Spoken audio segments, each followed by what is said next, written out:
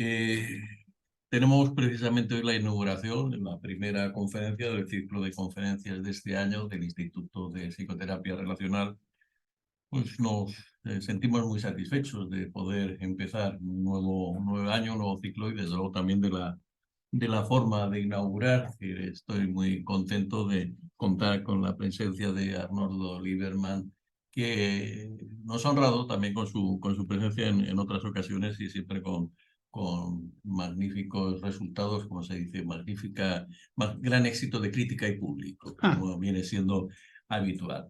Eh, Como se habrá visto, es decir, como alguno habrá percibido, pues tratamos de dar un título unificador a cada uno de los ciclos, siempre intentando captar de la modernidad, aunque también con la suficiente manga ancha como para que quepan en ese ciclo diferentes enfoques y diferentes teorías y prácticas. Hombre, este año va a haber algunas de las conferencias van a ser especialmente teóricas, culturales, como viene siendo habitual también con Arnoldo, perdón, por la confusión. Pero también trataremos en algunos otros momentos de aspectos mucho más relacionados con lo que es la práctica clínica, profesional, psicoanalítica o relacionada con el psicoanálisis en ámbitos más de corte social.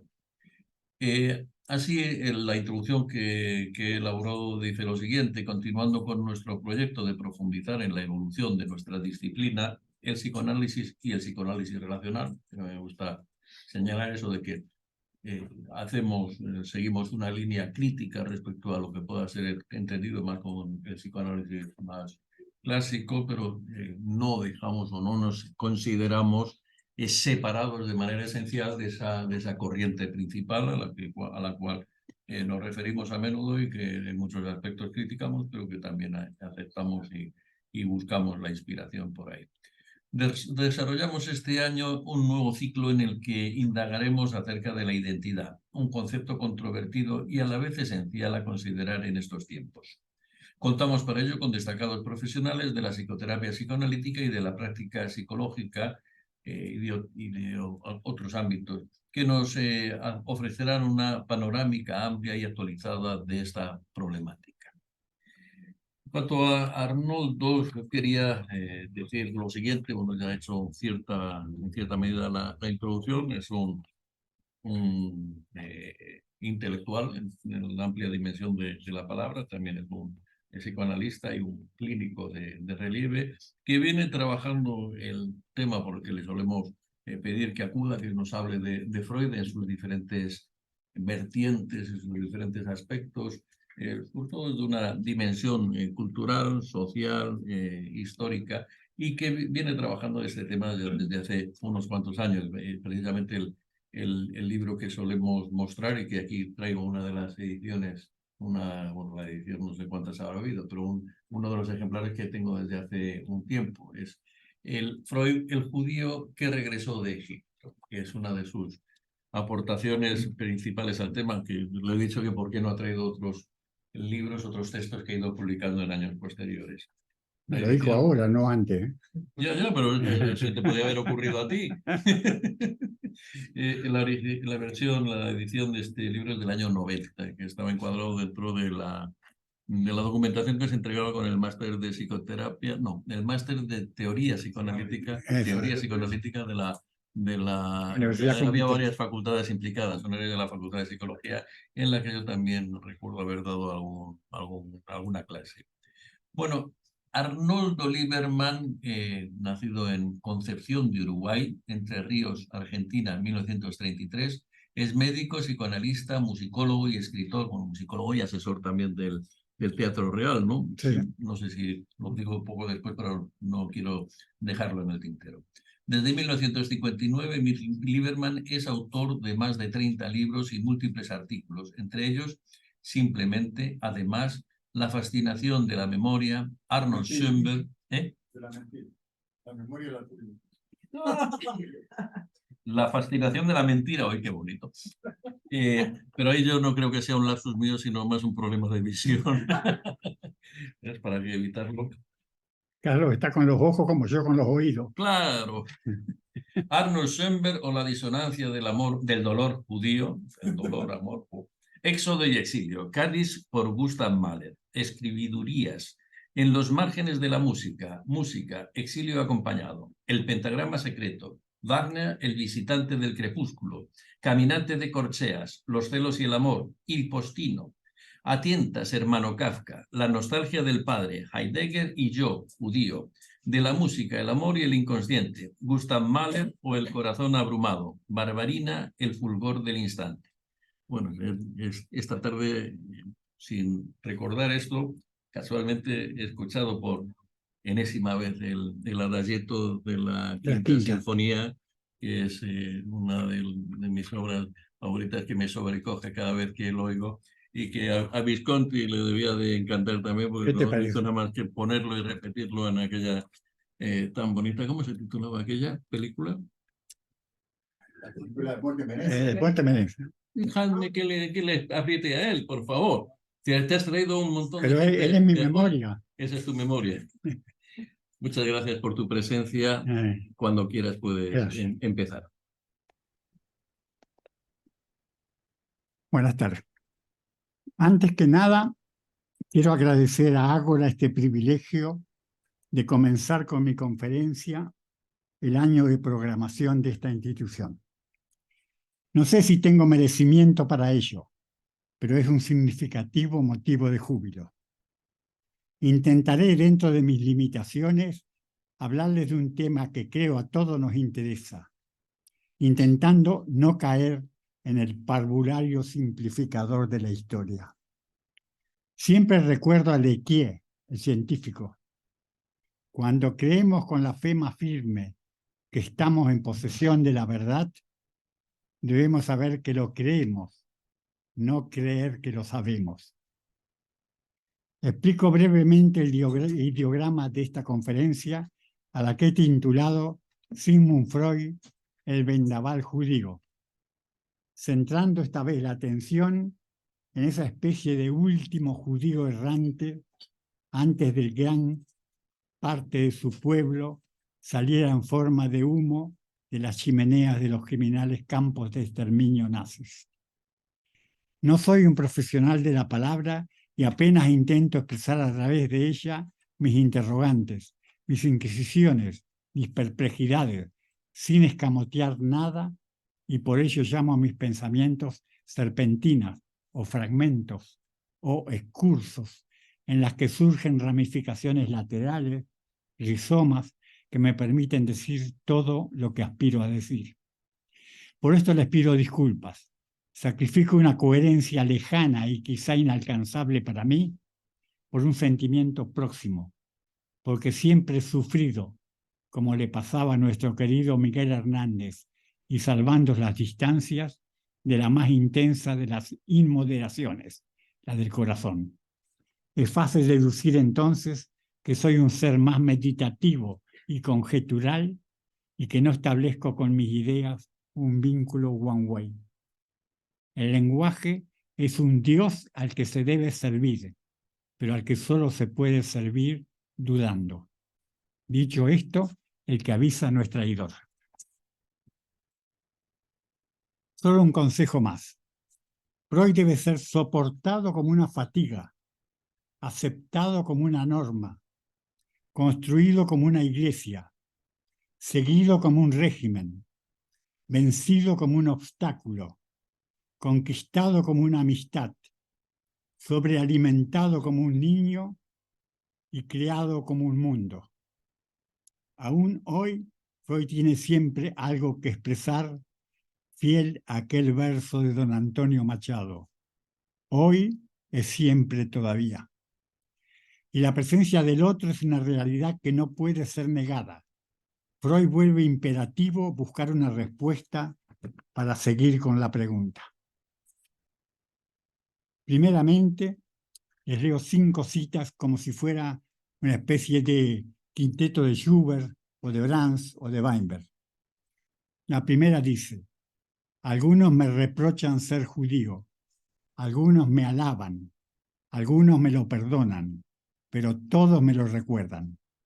Ludwig Borne, periodista y pensador de gran influencia en el mismo Freud. Segunda cita. Siempre he considerado mi condición judía como uno de los datos incontrovertibles de mi vida, y acerca de tales facticidades nunca he deseado cambiar nada ni rechazar nada. Existe una cosa tal como la gratitud fundamental, portando aquello que es como es, lo que nos es dado y lo que no puede ser cambiado. Hannah Arendt. Tercer cita. Cuando una vez Carlos Castilla del Pino escribió "Nadie es sin los demás", le dije que André Neher proclamó que la clave del judaísmo es la palabra quizá. Me respondió Castilla del Pino: el judaísmo es la expresión más patética del enigma, o como decía Kafka, la sabiduría de la incertidumbre. Cita 4. Si no dejas crecer a tu hijo como judío, le privarás de una fuente de energía que no puede reemplazarse con nada más. Tendrá que luchar como judío y tú debes desarrollar en él toda la energía que necesitará para esa lucha. No le prives de esa ventaja. Sigmund Freud, carta a Max Kraft. Por último, no se trata de negar la oscuridad, se trata de encender velas. Gabriel Marcel. Texto. Esta conferencia no pretende convencer a nadie de las bondades del psicoanálisis, aunque yo haya vivido los años de mi vida en relación con él. No pretendo defenderlo de quienes precisamente cuestionan sus aspectos científicos y filosóficos.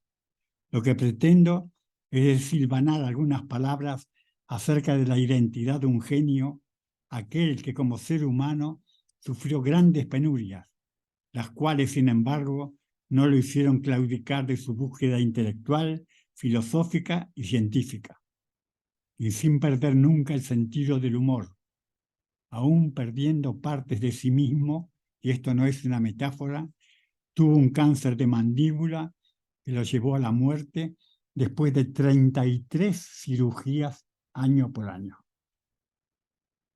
Pero les advierto que Perogrullo se me acerca al oído y me susurra que cualquier cosa que diga, ustedes ya la conocen. Y en ese aspecto les confieso que me siento derrotado de entrada, aunque siempre, como apuesta, digamos, personal, digo que hay derrotas que se ganan. No es que me imagine al querido maestro sentado en una de las mesas del Café Grinstel de Viena, leyendo la prensa o dialogando con Gustav Mahler o Teodoro Herzl o Hugo von Hofmannsthal sobre el futuro del fútbol femenino en Austria. Pero no me cuesta nada imaginarlo pensando y filtrando a través del humo de sus puros una elevada forma de inteligencia todo aquello cuanto observaba, leía o trataba en su conducta, en su consulta. Avertido esto, un segundo aviso. Escribe Santiago Kovatlov: no se nos educa para que aprendamos a preguntar, se nos educa para que aprendamos a responder. El mal llamado sentido común suele confundir el saber con lo que ya no encierra problemas y la verdad con lo invulnerable a la duda. Dicho esto, vuelvo a comenzar. Quiero aclarar que no es posible hablar de Freud, ese ser que encarnó como pocos la pasión de preguntar, y de los fundamentos judíos de su obra y su personalidad, sin arriesgarse al surgimiento de preconceptos. Pero ese riesgo, si existe, vale la pena, porque es en el encuentro con el otro, en nuestra capacidad de ponernos en el lugar del otro, en nuestra flexibilidad de seres humanos interrogados, en nuestra aspiración a leer y escribir en busca de algo parecido a la sabiduría, donde se juega el auténtico sentido de una búsqueda. La pasión por saber propicia el nacimiento de nuevas ideas, invita a la requisa, fortalece el impulso y facilita el intento de comprensión. Es decir, la pasión regala vida y nos impone lo que los jóvenes de hoy llaman las buenas vibraciones. esa conjetura, diría Borges. Espero no ser hoy el único protagonista de esta inquietud y por eso deseo compartirla con ustedes. Si una vez transitada hemos conseguido mutuamente sabernos más libres y sedientos del otro, habremos logrado renunciar en parte a lo intransferiblemente personal para asumirnos transferiblemente interpersonales, es decir, encuentros. En una vida de ambigüedad, de finitud y de disonancia como la que vivimos, un encuentro es siempre algo que debemos festejar. Sobre todo si vamos a dedicar esta tarde, esta noche, a alguien que cambió el pensamiento occidental y logró que no se piense igual después de él. No solo aquello que se piensa, sino cómo se piensa. La propia forma de pensar pasa hoy central o marginalmente por el pensamiento del maestro. Ese protonotario del psiquismo, ese interrogador del enigma. Harold Bloom, ese investigador literario que tanto gusta a mi hijo, oscila entre señalar a Freud como una especie de Darwin u otra especie de Proust o de Montaigne, cercano a Kafka incluso, adjudicándole que vacilar es una característica judía y no griega. Vacilar como si el vértigo naciera de la necesidad de serlo todo y la angustia de no ser nada. Ese vértigo, ese vendaval, se llama Sigmund Freud. Desear es buscar y andar a tientas en pos de algo que quizá no sepamos realmente qué es y dónde está. Ese enigma, al fin de cuentas, en el que intentamos ir más allá de lo que no hemos encontrado al llegar al mundo. Se trata de la lucha entre la transparencia y la oscuridad, y por eso somos como somos, siempre batallando, no porque siempre se quiere más, sino porque nunca obtenemos lo suficiente. Existir es ser en falta, dicen los estructuralistas, porque tenemos la sensación de que el mundo que nos ha tocado no es suficiente. Y quizá porque estamos marcados por la tacha. Nada es suficiente. Estas palabras mías y prestadas tienden hoy a explicar la identidad de un maestro del que nunca terminaremos de saber cuál era su esencia más íntima. Quizá esa sea nuestra carencia de hoy, pero que a pesar de ello exige una actualización reiterada y enriquecedora de lo que no se puede ni se debe olvidar. Somos esencialmente un inmenso interrogante y a la vez un manantial de preguntas que preguntan al interrogante. A ellas tratamos de responder desde nuestras vivencias personales y desde nuestro rechazo a la cultura de la amnesia, desde nuestra ambición de lograr reconocernos en nuestras diferencias. Insisto, yo soy insolentemente baturro, tenaz, cabezón, quizá como discípulo de este maestro. El sentido de la vida está dado por la pasión, no únicamente, pero sí esencialmente, y cuestionar el sentido de la vida y la muerte, los filtros de la comprensión, las limitaciones del juicio cuando se transforma en miopía racional, el juego del engaño, el surgimiento de la libertad, la definición que nos hace diferente frente a los demás, el valor del arte, la autenticidad de la belleza, la validez de una idea, el prurito del más allá. Para todo ello, digo, se requiere una obstinada pasión que alimente la necesidad, la compulsión, diría yo, de seguir indagando, porque la pasión no surge del apego a un resultado irrevocable, sino de la experiencia empecinada de una búsqueda. Lo dice Eugenio Trías, nuestro notable filósofo. La pasión es la fundadora del conocimiento, el estatuto reflexivo. Interesarse por lo irracional, investigar sus leyes ocultas, es una operación altamente racional. Pasión y razón son una síntesis humana de tal naturaleza que lo pasional posibilita lo racional y lo racional tiene en la pasión su premisa y su soporte. Digo yo, una pasión auténtica es dejarse afectar por aquello que amamos.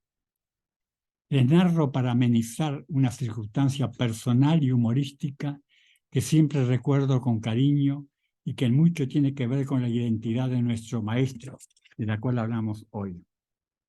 Recuerdo con particular afecto una idea humorística de Marcelo Birmacher, novelista y guionista, autor del Abrazo Partido, llamado el Woody Allen de la Argentina, con quien tuve, mientras vivía allí, mis rifirrafes polémicos.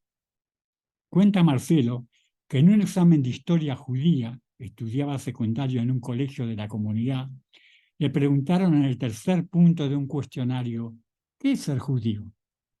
Dice Marcelo: mi respuesta fue la repetición de la pregunta: ¿qué es ser judío? A los profesores la respuesta los fascinó y le pusieron la calificación más alta. Durante unos días se transformó en el alumno más brillante de la clase. Poco después, en un examen de geografía, cuando le preguntaron por los más caudalosos ríos de Europa y aguijoneado por su éxito, volvió a responder: ¿qué es ser judío? Y en el examen de química, ante una pregunta sobre los elementos de cierta sustancia, una vez más respondió: ¿qué es ser judío? Sin achicarse por los 2 suspensos recibidos, Marcelo sumó otro suspenso en física, cuando le pidieron la definición de la ley de gravedad, y respondió: ¿qué es ser judío? En muy pocos días pasé de ser el alumno destacado de la clase a convertirme en el oligofrénico del colegio. Me comentó una vez: la gracia de esta anécdota no disimula la hondura de su significado. El interrogante tiene su bemoles. ¿Qué es ser judío? Un prisma donde se refractan todas las cuestiones, donde uno es consciente de la carga que lleva en las espaldas. En ese equipaje de arena que, imaginario o no, es un peso evidente del que es imposible descargarse. Donde sabemos que el mundo nos concierne esencialmente y que ese mundo está habitado por fantasmas que muchas veces nos hacen extraños ante nuestro propio espejo, pero que en otras ocasiones nos alimentan de una identidad que nos realiza y nos justifica. Porque ser judío es una pertenencia de la que no se puede huir, y donde muchos ni lo preferimos.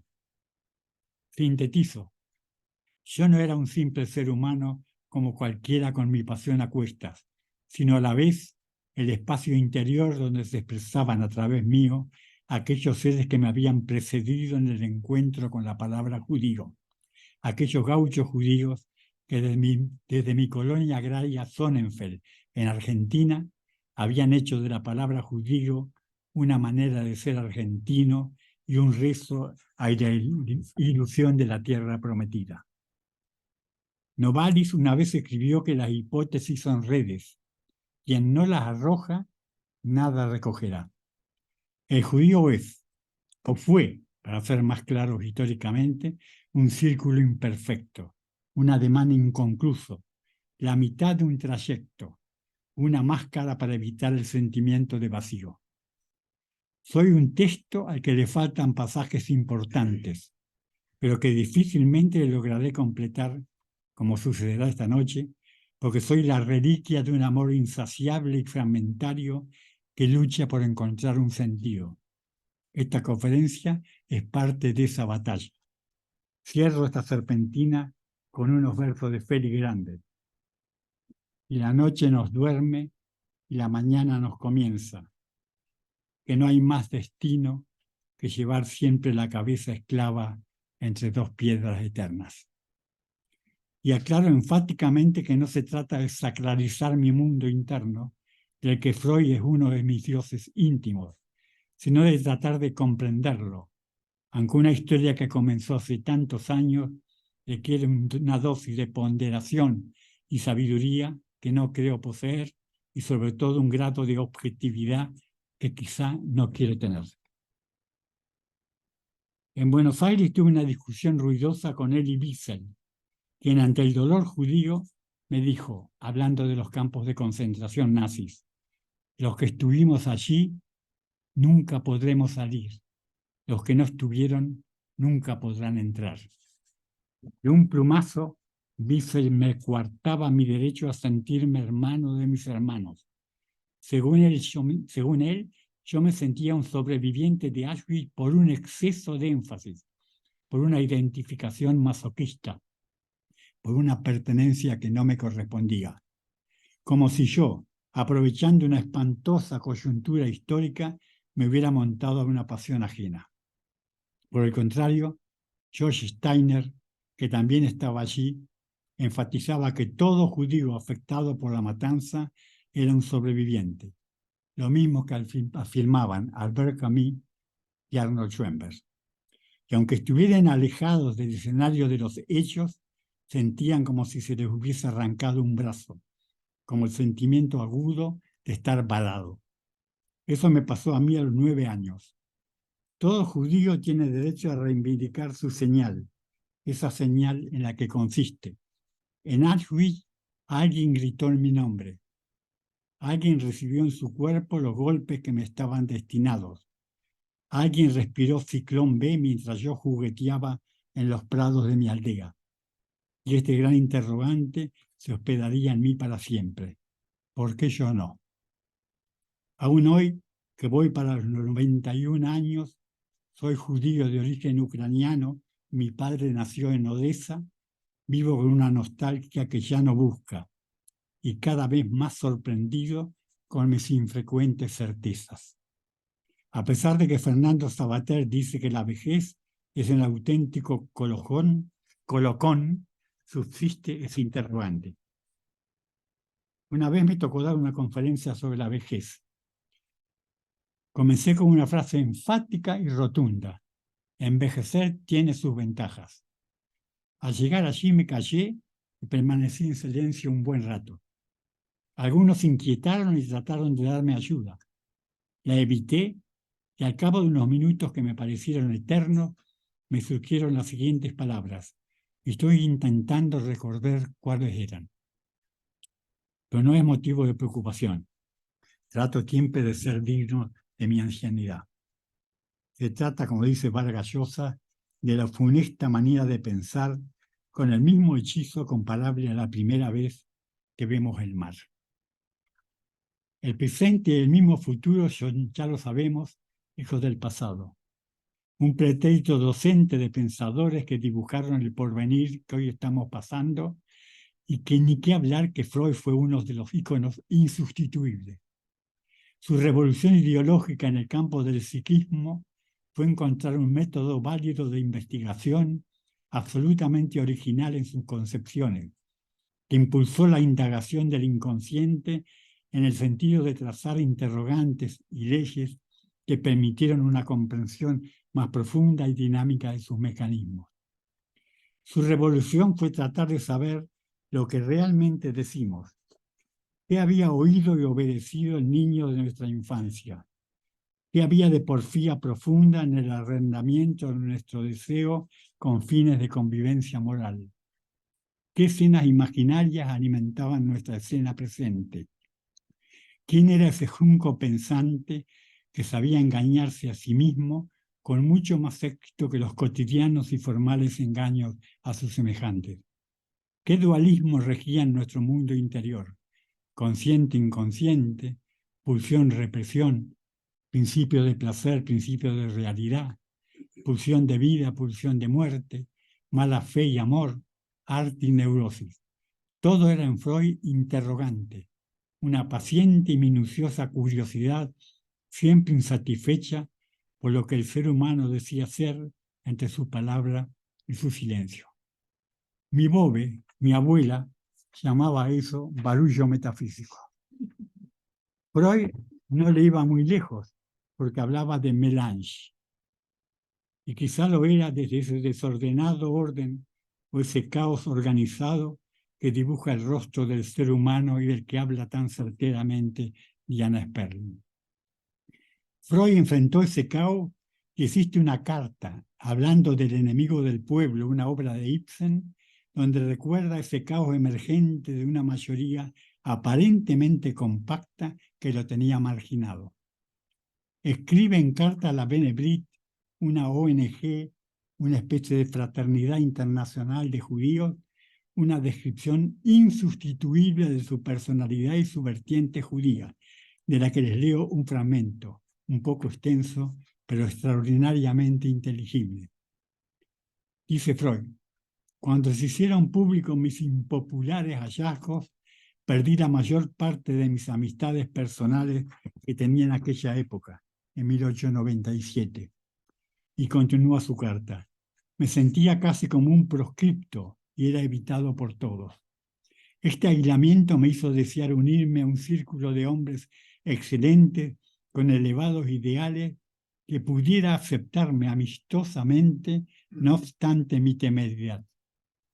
El hecho de que sean ustedes judíos no podía sino acentuar mi anhelo, pues yo también lo era y siempre me ha parecido no solo indigno, sino completamente estúpido negarlo. Lo que me unía al judaísmo no era, he de admitirlo, la fe, ni incluso el orgullo nacional, pues siempre he sido escéptico y me educaron prescindiendo de la religión, pero no sin el respeto debido a las llamadas exigencias éticas de la civilización humana. Siempre que quisieron brotar en mí sentimientos de exaltación nacional, he intentado suprimirlos como desastrosos e injustos, asustado por el ejemplo de aquellas naciones entre las cuales nos distribuimos los judíos.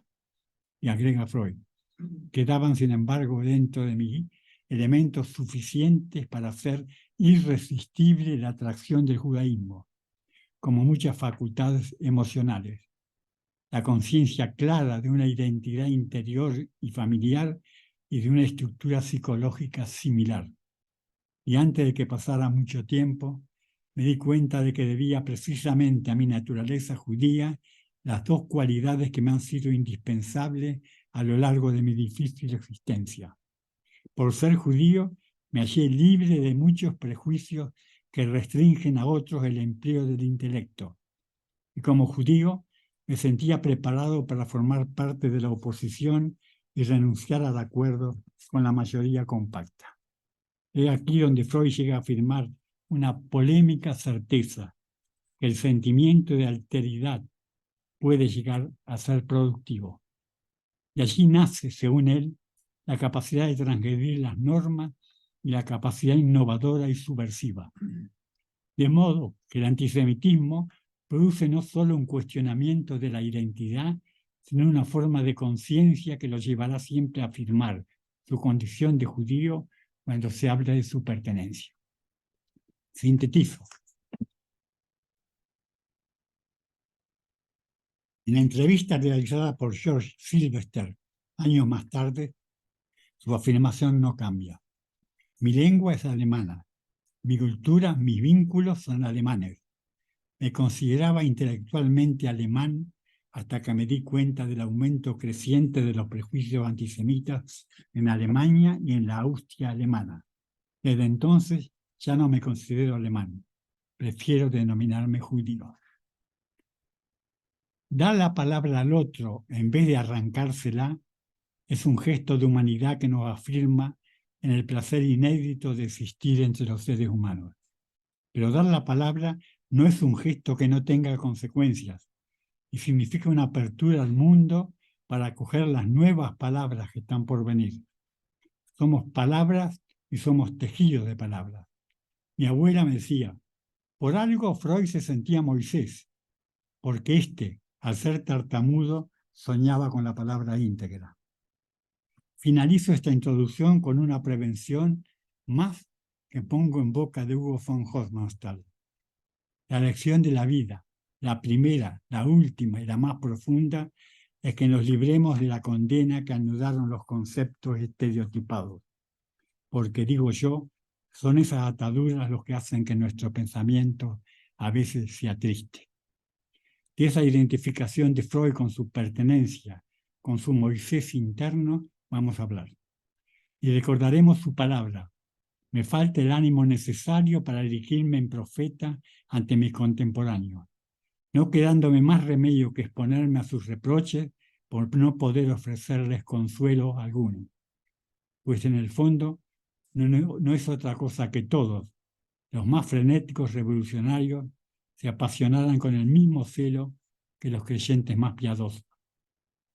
Dadas las intenciones y objetivos de este curso, mi conferencia versa sobre la presencia de los judíos en su vida, consciente de que ninguna cultura es esencialmente nacional ni exclusivamente emergente de un solo origen.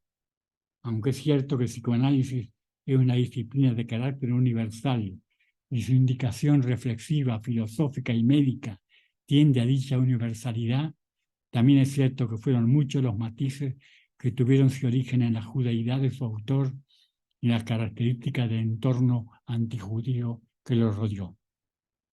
En el psicoanálisis de los sueños del año 1900, Freud emprende el autoanálisis y con ello renueva el género de la autobiografía. En esta autointerpretación que reconstruye y recompone los primeros 40 años de su vida, las reflexiones sobre la identidad judía ocupan un lugar muy significativo. Freud evoca su historia familiar, su novela, pero también los retos de la cuestión judía. El ideal de emancipación o de integración y asimilación que la generación de sus padres ha transmitido a la suya entra en crisis al mismo tiempo que la cultura política liberal vienesa. En esas circunstancias es cuando Freud, ante el antisemitismo imperante, el enfrentamiento entre nacionalidades y los conflictos sociales que conmocionan a la sociedad austríaca, entre los que no son menores las risas de la clase médica vienesa, incapaz de aceptar este tipo de ideas a las que consideraban supersticiones, les llevan a redefinir su concepto de qué es ser judío, a replantearse las relaciones entre judíos y no judíos y a tomar posiciones ante el sionismo. El optimismo de los años 1800, vinculado a la progresiva liberalización de las instituciones de la monarquía, se ha transformado para él en una visión decepcionante de la realidad. Hacia 1867, los judíos vieneses veían el futuro con confianza, como demuestra esta anécdota que contaba el mismo Freud, que cuando tenía 12 años, un poeta callejero había profetizado que él llegaría ministro. Fue en el comienzo de los estudios universitarios que le deparó, como él dice, el comienzo de sensibles desengaños. Sobre todo me dolió la insinuación de que debería sentirme inferior y extranjero por ser judío. Desautoricélo primero con total decisión. Nunca he concebido que debiera avergonzarme de mi linaje o como empezaba a decirse en aquellos años de mi raza, y renuncié sin lamentarlo mucho a la nacionalidad que se me rehusaba. El destino de encontrarme fuera, en la oposición, y ser proscripto por la mayoría compacta, preparaba en mí cierta independencia de juicio.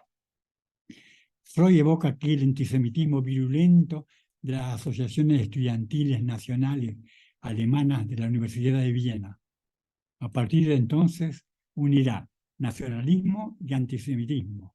Simpatizará con el cosmopolitismo y el universalismo y lo combinará con otras referencias enlazadas a la antigüedad griega y romana, al pensamiento de Shakespeare y de Disraeli y a la Biblia judía que había descubierto a los 7 años en una bella edición bilingüe alemán-hebreo de Ludwig Philippson. Como es evidente, Freud comienza aquí el dibujo de una identidad siempre inacabada, constantemente recreada de una autointerpretación a otra, pero siempre fiel a algunas referencias fundamentales que subsistieron a lo largo de su vida. Hay que señalar que Freud se sentía literalmente un proscripto. Ese es el término que él frecuentemente usaba. Quiero comentar que siempre ha sido inclinación de mi pensamiento igualar en este sentido a Mahler, Freud y Kafka como judío, porque compartían un tiempo interior y exterior de similares interrogantes, perplejas vivencias y experiencias y anhelos metafísicos comunes. A su pertenencia judía fue parte sustancial de su mundo y su creación. Por eso, más que una conferencia sobre el psicoanálisis de Freud, insisto, trato de recorrer en brochazos aquellas instancias y pensamientos judeo-freudianos que singularizaron su presencia en la Viena de fin de siglo. El psicoanálisis de los sueños se publicó en 1900, repito. La vida humana no es su porqué, una razón, sino un sin porqué, un don. Cada nacimiento es un hiato en la cadena, un inicio, un momento de pura libertad. El ser humano tiene el privilegio de un nacimiento en dos tiempos, el biológico y el biográfico, siendo este último la segunda oportunidad que todo el mundo se merece. ¿Qué es ser o no ser judío? Es interrogante esencial de su inquietud. Su travesía universitaria lo llevó al desengaño respecto del optimismo que por momentos surgía. A nadie pretendo comunicar certeza alguna. No la tengo, dirá. Pensamiento que quizás debiéramos poner en el frontispicio de su memoria. Insisto, consciente de que el enfoque que hago hoy no agota el pensamiento del investigador del inconsciente ni de sus repercusiones en el mundo científico y psicológico, ni del hondo agravio al narcisismo humano que significó su teoría. Freud debió sentir desde muy joven la presencia del antisemitismo de su entorno, y por lo tanto el lazo inexorable que lo unía a la comunidad de la cual provenía, independientemente de las creencias ortodoxas o heterodoxas que esa comunidad tuviera. Ese estado de ánimo, a diferencia de otros, en que en esas circunstancias atemorizan o desalientan, reforzó el vínculo de Freud con su pertenencia. Él recordaba una anécdota vivida con su padre. Debía tener unos 10 o 11 años cuando mi padre comenzó a llevarme con él de paseo para revelarme sus puntos de vista sobre las cosas del mundo. Y así, para demostrarme que mi época era mucho mejor de la que a él le había tocado vivir, me contó lo siguiente. Cuando era joven iba un sábado por la calle del pueblo donde tú naciste, iba muy bien vestido y llevaba un sombrero de piel. Se me acercó un cristiano que tiró mi sombrero al barro de un golpe y me gritó: judío, fuera de la acera. ¿Y tú qué hiciste? Fui al centro de la calle y recogí el sombrero, respondió el padre. Esto, dice Freud, no me pareció muy heroico, por parte de un hombre grande y fuerte que me llevaba de la mano a mí, un pequeño chaval.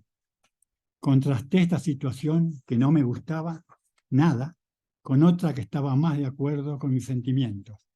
La escena en que el padre de Aníbal, Asdrúbal Barca, hizo jurar a su hijo, ante el altar de su casa, que se vengaría de los romanos. Desde aquel momento, Aníbal ocupaba un lugar en mi fantasía. Yo era un vengador, no un arrojado al barro. Este sentimiento acompañó a Freud toda su vida. Se identificó con el espléndido e intrépido héroe semita Aníbal, que había jurado vengar a Cartago por más poderoso que fueran los romanos, y lo elevó esto a la categoría de símbolo.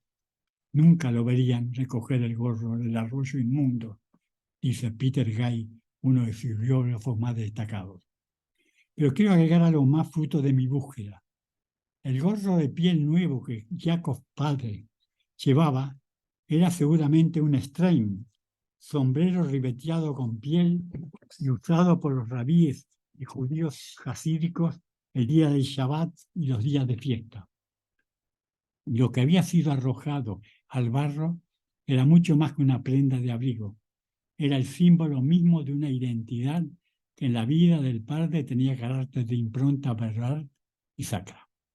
Ese padre era quien había regalado a su hijo la Biblia de Philipson con una dedicatoria en hebreo que decía: a mi querido hijo Shlomo, fue en el curso del 7º año de vida cuando el Espíritu del Señor te incitó a estudiar. Diría yo que el Espíritu del Señor te habló así: lee mi libro, aquí se te harán accesibles las fuentes de saber intelectual. Es el libro de los libros, la fuente de la que han abrevado los sabios del saber. Han podido tener, gracias a este libro, una visión del Todopoderoso. Este es el testimonio de amor que te brinda tu viejo padre. No obstante, Freud nunca perdonó a su padre aquella anécdota del gorro en el barro.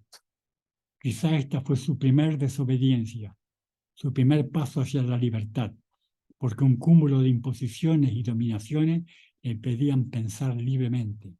Comenzó a gestarse en él el espíritu de aquel muchacho hecho interrogante. Una palabra nueva, un nuevo sendero que lo liberara de un sojuzgamiento ni querido ni deseado. Para este joven el mundo no estaba definitivamente interpretado. Leer la existencia no era repetir la lectura de lo dado, sino el desafío de lo nuevo. Y ya apuntaba que la vida era un proceso zigzagueante, alejado de leyes perdurables y absolutas.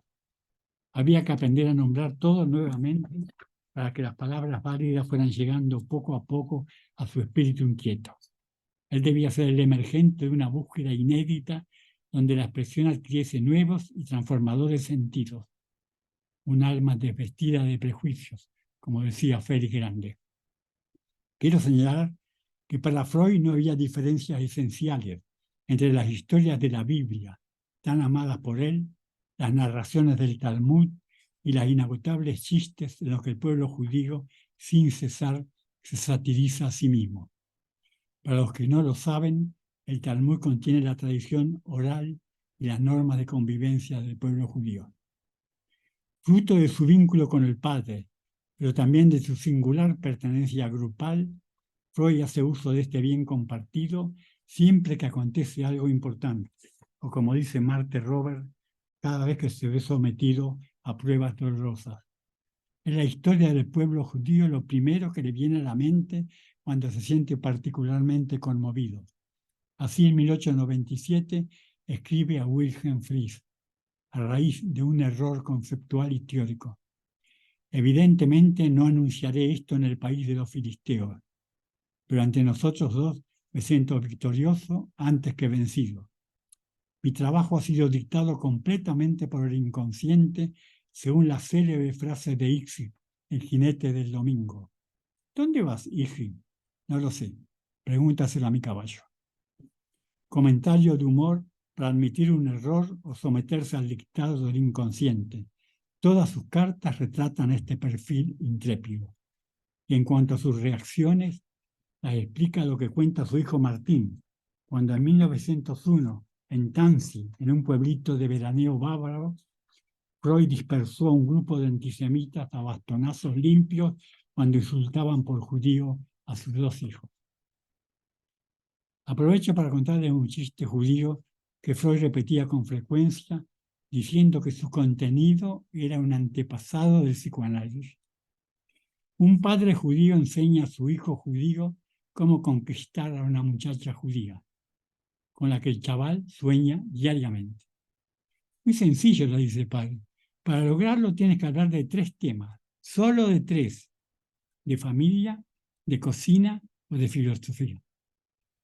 El chaval, sin perder un minuto, busca a la muchacha de sus sueños y casi sin reparar le pregunta, ¿cómo está tu hermano?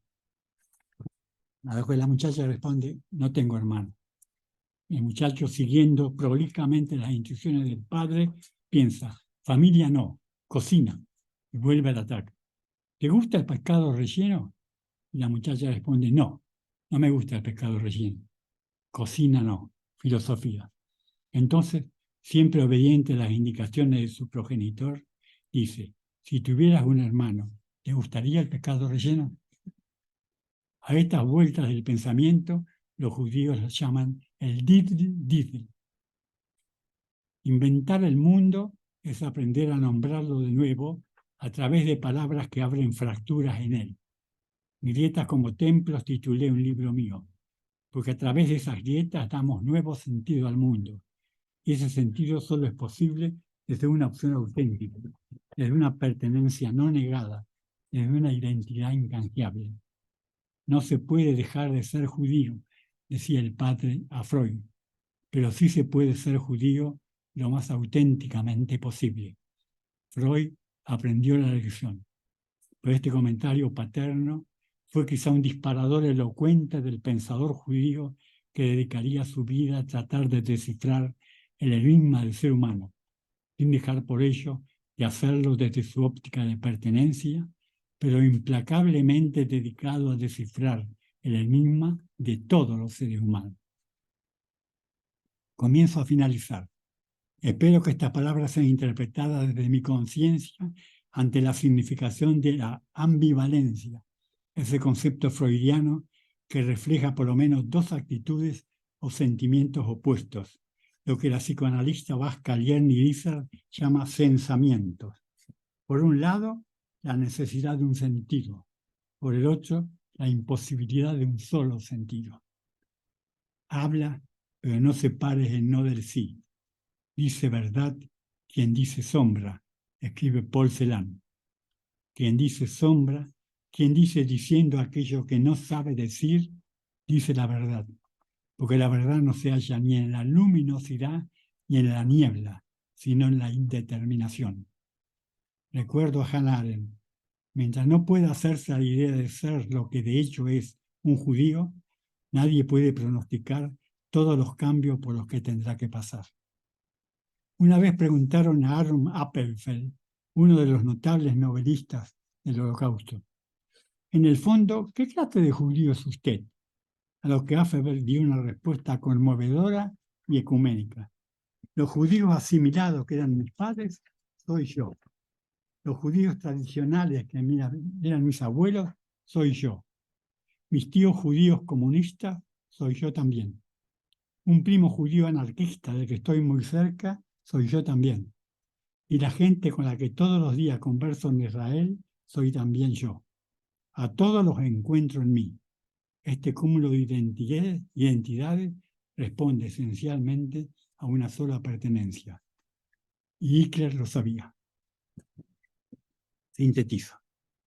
El judaísmo no es tanto aquello que expresa o se expresa, sino como el que se olvida de sí en la obligación de dejar que el otro sea. ¿Judío o no judío? No soy entonces el terrateniente de Dios, sino el hermano que se dirige a la frontera de su hermano. En consecuencia, la voz de Dios es humana. Al cuestionamiento de mi espontaneidad por la presencia del otro, yo la llamé ética, subraya Emmanuel Levinas. Reincido un minuto en mi vida personal. Sin dejar de pensar en Freud, digo siempre que mi primer otro fue mi Bove, mi abuela, una mujer que amaba la justicia y pregonaba una ética comprometida con el otro, y además porque insistía en esa particularidad judía que era el rostro de la responsabilidad. Uno no es lo que hace, es lo que dice. No, repetía, uno no es lo que dice, es lo que hace.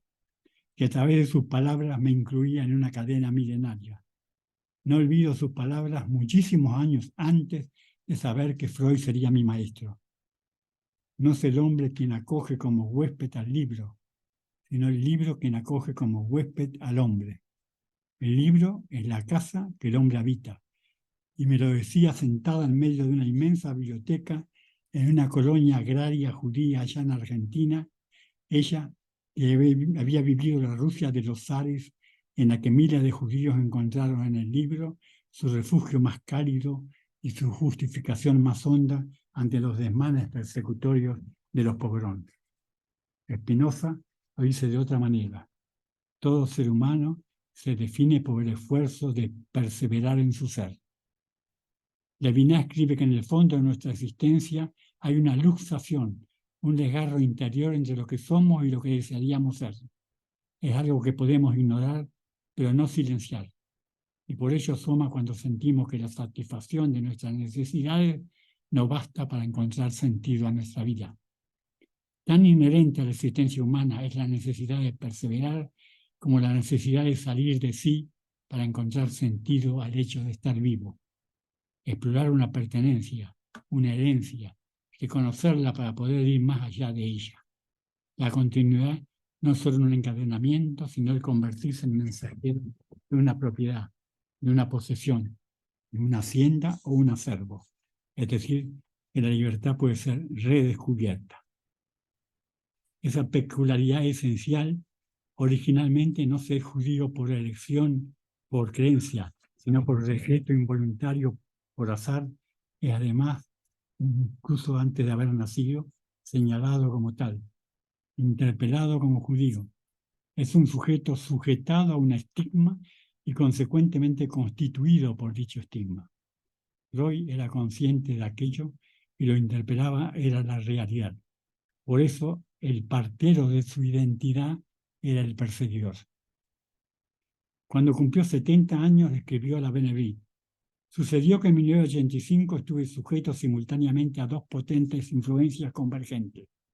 Por un lado, conseguí echar mis primeros vistazos a las profundidades de la vida instintiva del ser humano, viendo cosas que debieron afectarme e incluso espantarme. Por otro lado, la publicación de mi desagradable descubrimiento provocó la interrupción de la mayor parte de mis amigos. No parece casual que en esa sociedad que Freud encontró, pronunciada por primera vez la palabra identidad. Él no trata de deshacerse de su pertenencia, sino que la reclama y la reivindica. No puede ni quiere huir de ella. Siendo judío por imposición, a partir de la interpelación del otro, se encuentra eximido de las creencias que al otro afectan. Se coloca entonces en la situación de un pensador singular, de una identidad específica, de una personal lucidez que su posición social subjetiva y su marginalidad lúcida le aportan. Por eso puede indagar en diferentes direcciones en busca de su propia identidad, en este caso como científico, como judío y como pensador. Termino.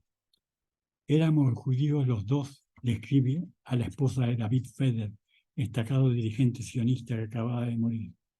Éramos juntos judíos los dos, sabíamos que teníamos también los dos en común ese no sé qué de misterioso que permaneció hasta hoy inaccesible al análisis de qué es lo propio del judío.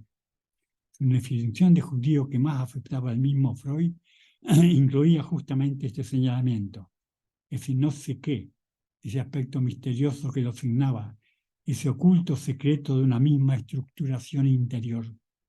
El judaísmo es una impregnación honda y misteriosa, insistirá. Karl Kraus, el ofídico periodista vienés, lo definía con un sarcasmo. La nueva enfermedad de los judíos es el psicoanálisis. Los viejos judíos se conforman con tener diabetes. Una carta al pastor suizo Freud insistía: nosotros somos y seguiremos siendo judíos. Los otros sencillamente nunca nos entenderán ni apreciarán. Si yo me llamara Oberhuber, un apellido inequívocamente austríaco y cristiano, mis innovaciones, a pesar de todo, habían encontrado mucho menos resistencia.